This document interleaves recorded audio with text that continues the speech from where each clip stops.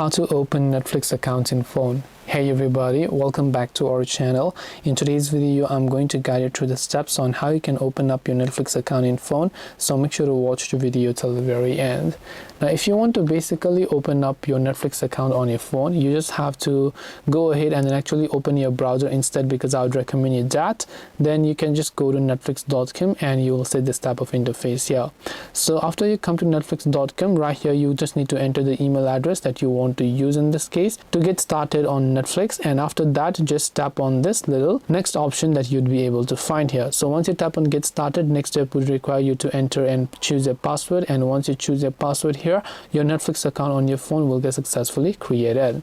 This way you will be able to create and open a Netflix account in phone. Hope this video was very helpful. If you have got any questions, then feel free to leave them down in the comment section. Thank you for watching till the very end of this tutorial, and see you soon in our next video.